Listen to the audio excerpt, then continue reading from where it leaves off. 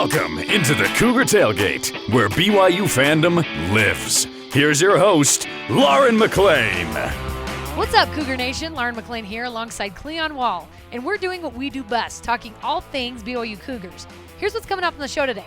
The Big 12 has gone all out for its media days in Texas this week with collegiate stars and coaches from around the conference. Jason Shepard joins us from Arlington to tell us what it's been like for the Cougars' introduction to the league and some of his major takeaways. Plus, Lavell Edwards Stadium is an iconic college football stadium, if we do say so ourselves. But we're going to discuss what changes we'd like to make to the venue if given the chance with the program's recent pay raise. But first, Cougar Tailgate is hosting a dinner party, and we're going to tell you who from BYU football history we'd invite. There are so many. Cleon is joining me from Lawrence, Kansas. How's the Midwest, my friend? Oh, it is great, Lauren. It is hot. It is humid right now, but it is great. We started our trip out in Arkansas. As we've told you on previous Cougar Tailgates, we are doing feature stories on the teams that BYU is playing in football this year. So we started out this week in Arkansas, and it was a little less hot there. But Fayetteville is a cool city, Lauren. It is a really cool city. It's very hilly. It's green. It's a cool college town. It's not too far from Bentonville, which is home of Walmart. We actually went up to Bentonville, not to see Walmart. I will say that. It's not like we checked out the corporate offices or anything like that. But we went up there for part of our story and then went to a good barbecue restaurant while we're there. Kansas, I'm expecting good barbecue here too.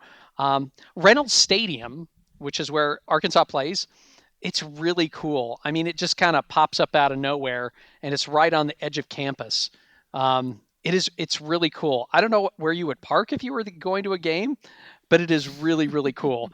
And by the way, the Reynolds, that's Reynolds Wrap.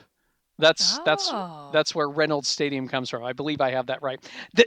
And the upper decks, it holds like 70,000 people in Reynolds Stadium or somewhere right around there. The upper decks are really steep, but it is a cool stadium. They got a cool hogs sculpture outside, water feature, I should say, with 5 hogs on it. It's really, really cool. And great stories from going to Arkansas. Kansas, it's the home of Superman. Oh, and the Jayhawks too. I guess Krypton is really the home of Superman, but, he grew up in Kansas, right? Anyway, we're going to be... Listen, I don't know.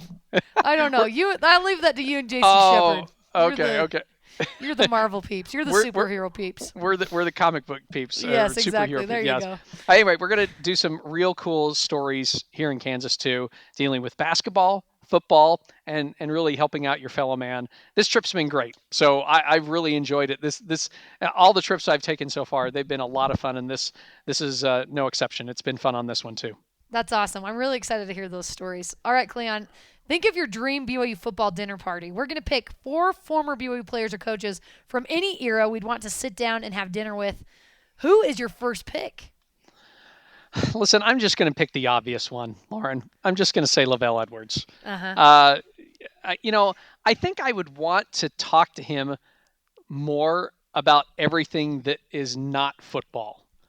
Just because yes. I watched him coach.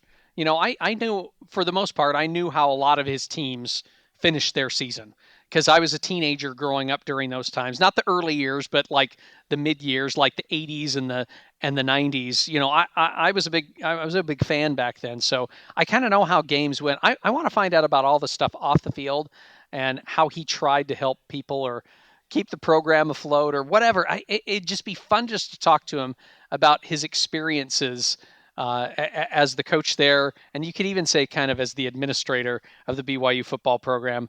So that'd probably be the one program or the one person that I think, and I know it sounds obvious. I kept thinking, let's not pick the non-obvious one, and I'm like, no, you have to go Lavell Edwards. You have to. One of us had to pick him. Yeah, so I decided I'll take him off the board. It's me. So who's your number one pick? Cleon, maybe you can have dinner with him in the next life. Put that on your bucket. Put that on your bucket list. What are you saying? Is that I'm a little older and I may see him a little sooner than you? Is that what you're saying, Lauren? No, absolutely not. That's not what I'm saying. I'm just saying in the next life, start your list of who you'd like to have dinner with. My number one is the other obvious, Andy Reid. I think, gosh, who wouldn't want to have dinner with him? Because you feel like, this is not a fat joke at all. I'm just saying he's known for being able to eat You feel like you could eat whatever you want at dinner. If you're at dinner with Andy Reid, it'd be awesome. Also, he's regarded as one of the greatest coaches in NFL history, and he's our guy. He's a BYU guy. How cool is that? I just think that's such a cool story. Two-time Super Bowl champion as the head coach of the Kansas City Chiefs, and he's just done great things with the Philadelphia Eagles and even before that. So, and I don't know. I just think he's an entertaining, fun guy, and he's been around a lot of really cool people. It'd be just great to hear his story. So that would be my number one. Before you move on from Andy Reid, he's talked a lot about having hamburgers. Yes, exactly. That's what I'm saying. But what I'm trying to say is that would you want hamburgers with Andy Reid or would you want something else? And if it was hamburgers, where would you go to? I mean, would you go to a restaurant or are you grilling the hamburgers up, Lauren? I don't want to go to a restaurant. I don't want any noise around when I'm having dinner with Andy Reid. You know, like I want to be able to hear every word he's saying. I'm not going to grill, but I'll hire somebody to grill at my house. How about that? That's what I do. Fair enough. Who's your number two? My number two, again, I feel like this is just so obvious when I say these things.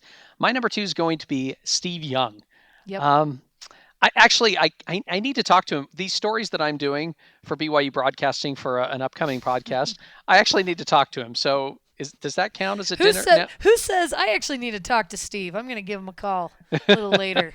Who says that? I don't know. I don't even know if I'll be able to get a hold of him. So we'll find out. Anyway, I would love to talk to him mainly about that 1983 season. I know he's talked about it before, but I think I'd want to ask him some questions.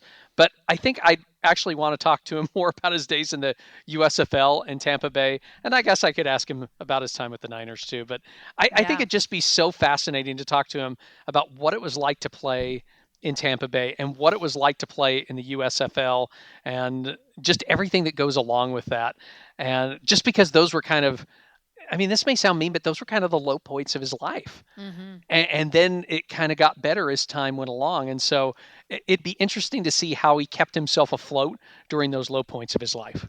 What's your number two? And he had that crippling anxiety, which would be really awesome to be able to talk to him about that and how he dealt with that. My number two is Taysom Hill.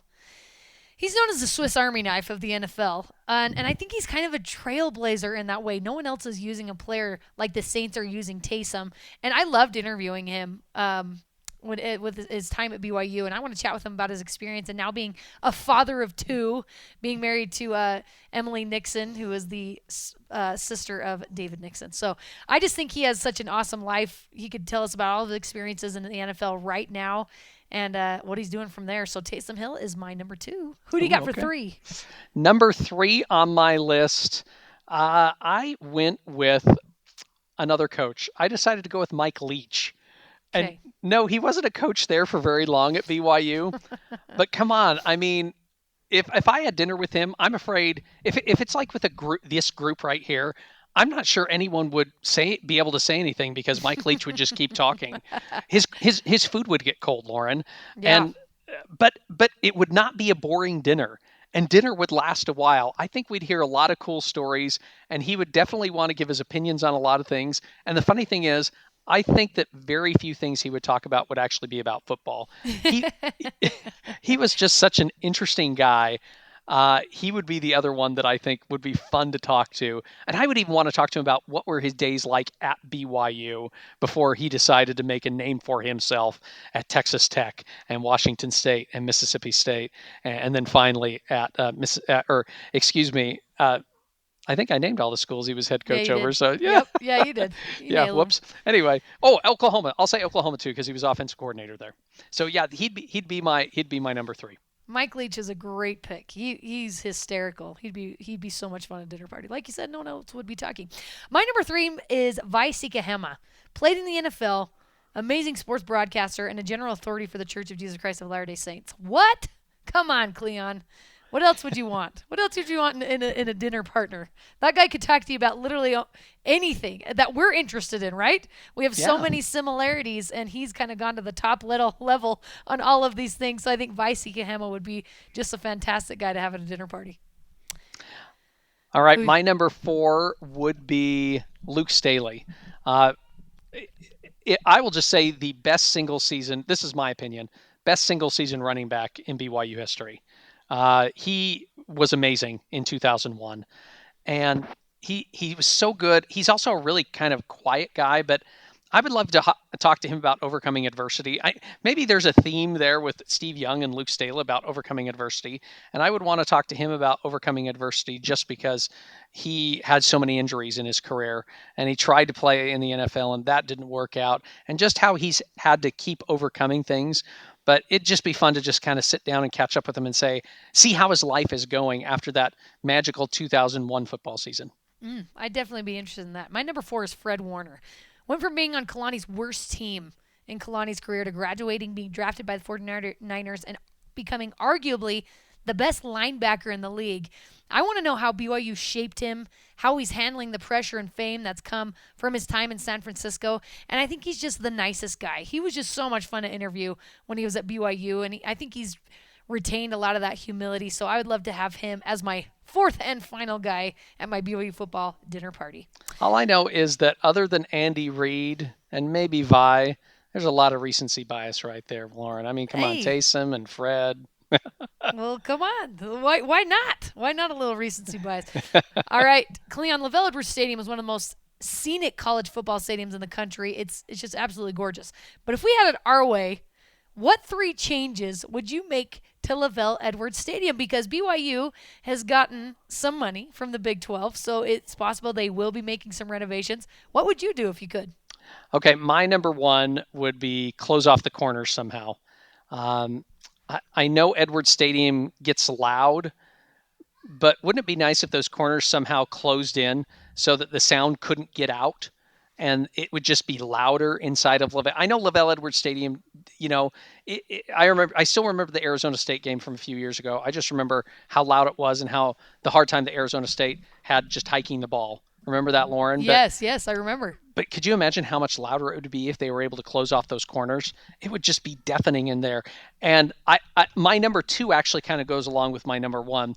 So instead of putting more stands in, with seats, maybe you could add a few more seats, maybe some premium seats in the corners. That may not sound great, but maybe you add some premium seats. But I want to add in the corners a place where people can bring their own food and grill. Basically, they would rent it out, and they could grill with their family or friends, or maybe make it a corporate thing. I don't know, just something like that. I've seen a few stadiums here in the Big 12. I've seen a few stadiums in the Big 12 that they've been able to do that. Not at football stadiums, but other stadiums like Oklahoma State's baseball stadium. They do that, and it's really, really a lot of fun. And it encourages people to bring their families out. So that could be really fun. So Edwards Stadium could be a first if it's not being done at other stadiums, at least to the Big 12. But I think that would be really, really cool to be able to close off those corners and make those corners something special, so that you encourage people to buy into those sections. And I think that's what I would do. I'll just hurry and name my 3rd one off. I think it'd be great to have some sort of trolley system for people who park way, way, way far away, so it makes it easier for them to get to the stadium, maybe from other parking lots that are a little bit far from campus. That'd be the only other thing that I would say. So I'll go with those 3. I had a 4th one, and it's really out there, but I don't know if I want to bring that up. So why don't you go ahead and name your 3? Okay, now you got to tell us what the 4th is. Okay, the 4th one is some sort of massive shade above the west stands to shade the people in the east stands, and give them a chance to actually enjoy the game when the sun is going down. Then again, I don't know if I want to spend my money on that, because how many afternoon games is BYU going to play? They play so many night games. They play so many night games, Lauren, that we know of one afternoon game this year, but how many others are we going to have? So I think that would be wasted money. I like my other 3 ideas. I like your other 3 too, and yours are very selfless. I would say my picks for upgrades are very selfish. Here's my number 1. A larger women's bathroom on press row. The line is just too long. And come on, Cleon, it's 2023. Give us a larger women's bathroom. I think back in the day, it was like a men-only thing when they first built Cougar Stadium. And so there's just this tiny women's bathroom. Make that bigger. Number 2, a children's entertainment area. I took my kids to the ECU game last year, and we didn't last long. I wished there was a play area where I could still watch the game. You know what I mean? So you were talking about filling in those gaps. Let's put a play area for children in one of those areas where the parents can just watch the game. Isn't that a great idea? I love this idea. Yeah, love this idea. Thank you. My number 3 is having chair back seating for all sections besides the rock. I want comfort in my old age, So if I'm just gonna pick some random ticket, I want it to have a back. Dang it, you know what I mean? If it's a bench seat with a back, would that be good enough? Yes, yeah, I would take that. I just want a back. Okay. But you know, Cleon, as you get older, your back can't quite handle that slouch position for a solid 4 hours of football, and you need a back to the chair. No, I'm not arguing with you. I'm not arguing with you at all.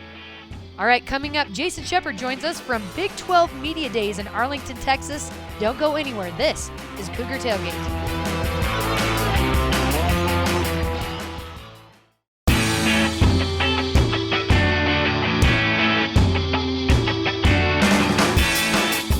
Welcome back to Cougar Tailgate. I'm Lauren McLean. We're here with the man, the myth, the legend, Jason Shepard, who is currently in Arlington, Texas for the Big 12 Media Days, and he's going to give us the scoop on the BYU Cougars and their debut as part of the Big 12. What's up, Shep? Hi, Lauren. How are you? I'm doing fantastic. Excited to talk to you as you talk to me about what's going on in Texas right now. Walk me through the atmosphere and feel of the Big 12 Media Days at the home of the Dallas Cowboys, nonetheless, AT&T Stadium. What's it been like? It's really cool, and everything is on a grand scale. It's just big. I kept seeing this number of 700 being put out on social media. So I believe 700 credentialed media were in attendance for Big 12 Media Day. And like you said, it's at AT&T Stadium. I mean, it's all set up right there on the field. It's just awesome. And beyond any of that part of it, the fact that BYU is involved in it, part of the conference, it was a day of celebration. And for BYU to be there and have their helmet and their logo next to all the other teams in the Big 12, what an absolutely special day to be a Cougar fan. 700 members of the media. That is insane. And obviously there are 4 new members of the Big 12, but do you have any idea if that's a normal thing for the Big 12 Media Days? Yeah, I don't know how normal that is. Obviously, you've got a situation where, you've got 4 new schools, so you're going to have more just based on that. But my guess is when you have teams like Texas and Oklahoma, and you have the traditions and the brands that they do, you're going to have that type of turnout regardless. So I don't think it's that far off on what they would normally have. So, because I think prior to coming to AT&T Stadium, they were actually doing it at the practice facility of the Dallas Cowboys. And for the life of me, the name of it is slipping my mind because it's got like a really cool name, but I can't remember what it's called. But it's where the Cowboys practice, which is essentially it's basically a mini field. And so they've moved it from there now to AT&T Stadium. So I think the number is pretty close to what it normally is. So what were the players and coaches' reactions when they saw the big setup? When I'm talking specifically about the guys from BYU, what was their reaction like? They were pretty pumped, obviously. And again, it was cool to see them excited about it. It was also cool because there was a sense of belonging. Like, we're excited to be here, but we also belong here. And I thought that was really, really cool. And they do belong here. BYU has earned the right and the opportunity to be in the Big 12 and part of this. And I thought that was really cool. And look, as somebody obviously that's been in this business a long time, Lauren, you know how we do things at BYUtv and BYU Radio in terms of our setups and the types of atmospheres that we have for TV interviews, radio interviews. You know how big we do them. It's like ESPN. Yeah. It was BYU guys are used to that because that's what they deal with all the time when they deal with us. I thought it was really cool to see how the other schools, when they would come in to talk with us, whether it was me on the radio side in my little breakaway room, or when they were talking with Spencer and Jerem on the set for BYU Sports Nation, how impressed they were with what BYU brought to the table. I thought that part was really cool. That's interesting because I was going to ask you, we've been used to hosting our own media day at the BYU broadcast building for the past 10 years. Which media day, now that you've dealt with both, which do you prefer? Do you like the little bit smaller yet professional setting at BYU, or do you like this grandiose Big 12 setting? Look, there's obviously something cool about BYU having its own because, you have a little bit more control of it. It's all BYU. And so for BYU fans, they want everything they can get Cougar related. But look, this is what we asked for. This is what we wanted. So you got to go with the being back in the conference, being back in this type of setting in the Big 12 where it's just massive and it's on a big scale, and you've got all the ESPN commentators there on the field doing their shows. And I think Radio Row was probably, I don't know, it was probably 3 rows deep of just radio, everybody, local stations, people doing podcasts, all of that stuff. This is the big time. This is where we wanted to be. So I'm going to go with this. You mentioned the coaches and players kind of felt like they belonged. They loved it, thought it was really cool, but felt like they belonged. Which player would you say felt the most comfortable with the media? Which player from BYU? Oh, I would honestly, they all were. Cody Epps was actually the first person that I spoke to today. And for those that have seen any interview with Cody Epps, you know how smooth he is. He was great. But I would say probably to answer that, and I think there's a couple of reasons for why this is the answer for me. I would say it's Keaton Slovis. Number one, he's obviously done a ton of media. Yeah. You're a quarterback. You've been at USC, places like that. And he's been a high-profile guy for a really, really long time. So he's going to be used to this type of attention. But the other part about it is, and I even talked to him about this, I'm like, look, you've had experience in 2 different P5 conferences. So the P5, media days and how big they are, you've experienced that. You know what there's like.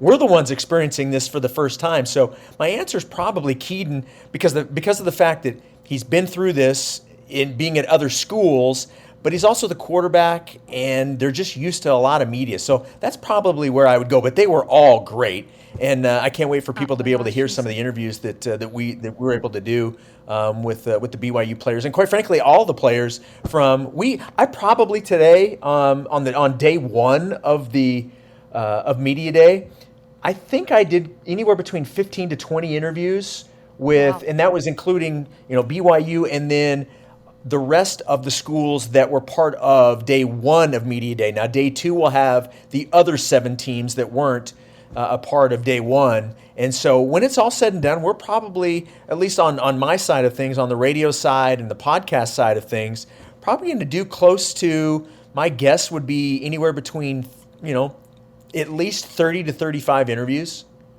Wow. They're keeping you busy. They're keeping you real busy. I saw that Jeremy Spencer got to interview Steve Sarkisian and just some incredible coaches and players. For you, out of all those interviews, who was the most fun to talk to today? Oh, wow. The Sarkisian interview was great, and I happened to be done at the moment with the interviews that I was doing. And so I was able to actually come into the other room, and they have us actually for the TV side of things. They actually have it, the set is in a locker room, and it's one of the visiting locker rooms at AT&T Stadium. So I was able to go into that room and be in there for the entirety of the Steve Sarkisian interview. And I think the thing that stands out to me about the Sark interview was how happy he looked talking about BYU and his memories of BYU. And I was talking to Dave McCann about this, and Dave brought up a great point.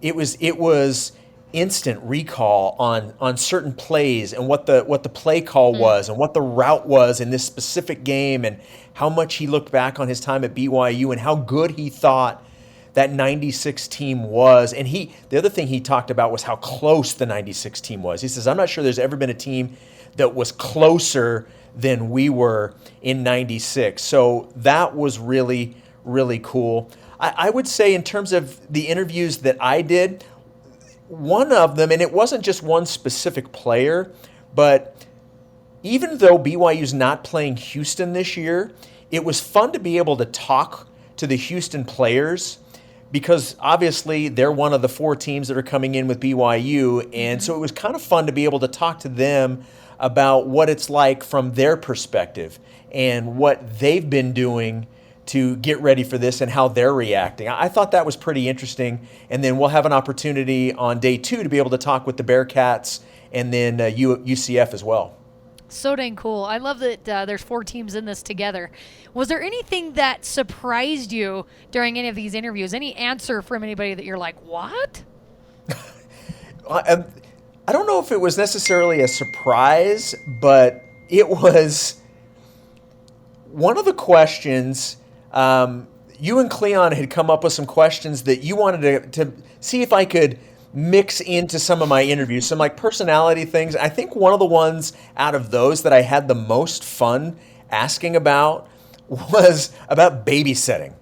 And it was a question whenever you have kids, if you ever needed a babysitter to watch your kids, who's the one teammate you would not want to be their babysitter? And really had a good time with that question. And that was one that I mainly asked BYU players that came in. And it was funny because almost everybody, while the answer was different, the reason why they picked this person was all pretty similar. And it was mostly because it was somebody that they were really, really close to that knew them so well that they didn't want them around their kids because then they would tell them all the bad things that their dad had done. So it was more like self-preservation. Like, he knows way too much about me. I don't want him talking to my kids at any point. I love that. I'm excited to hear those answers. Shep, what insight did you gain into the team's expectations for its first season in the Big 12 and maybe other teams' expectations for BYU in its inaugural season in the Big 12? It was fun to talk to them. And, Lauren, you've done this long enough that when you ask players about preseason polls, unless they're number one, and even when they're number one, they don't want to sound like they're gloating that they're number one, so they don't even want to answer it when you ask them and they're the number one pick team. But everyone was like, the preseason stuff doesn't matter. We know how good we are, and we expect to be really good this year. And that was BYU. That was every team. And there were a lot of teams that said, look, nobody expects us to be back here at AT&T Stadium at the end of the year for the conference, championship. But that's our goal. We expect to be back here in this stadium in just a couple months playing for a Big 12 championship. And I thought that was cool. And every team should absolutely have that type of mentality coming in. And BYU was no doubt, the exact same way. And we were talking about this earlier in the week on BYU Sports Nation, when we had a chance to talk about the preseason rankings. And, BYU picked 11th in the preseason poll. Look, I don't know where they're going to finish.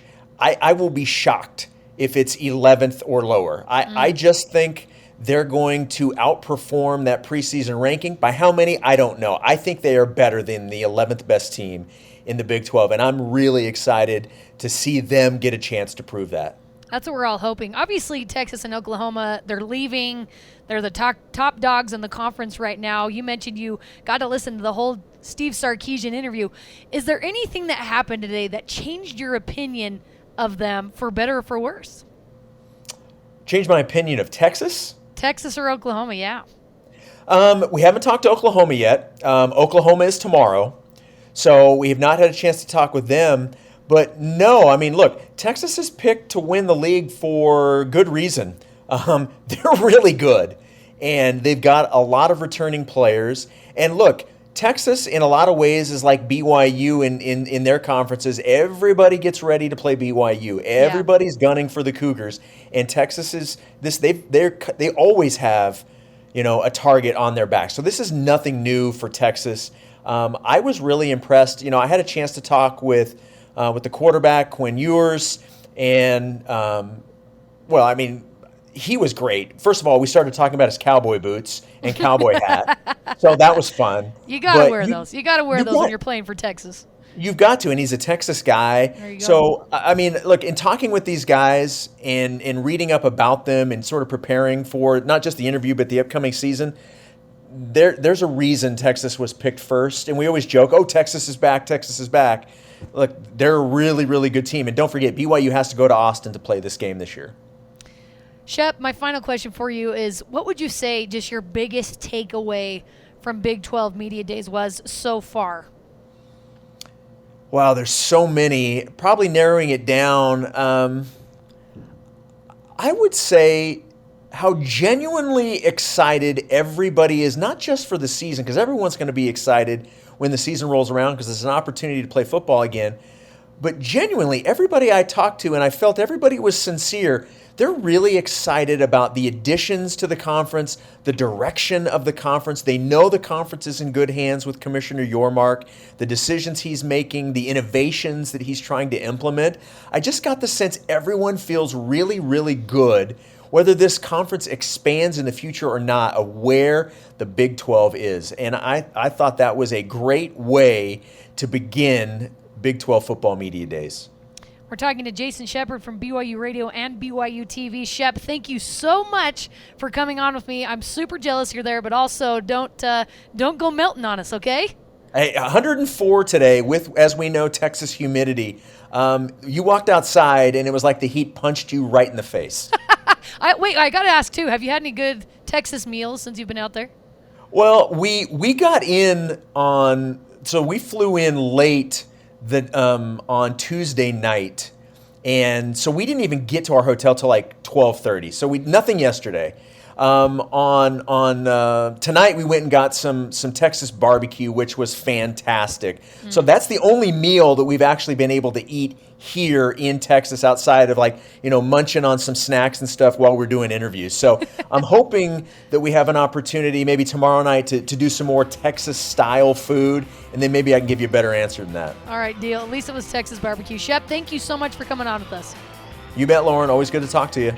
And that does it for us today. Thanks again to Jason Shepard for coming on the show with us. You can join the Cougar Tailgate wherever you get your podcasts on Apple, TuneIn, Stitcher, Spotify, or on BYURadio.org. Cougar Tailgate is a production of BYU Radio.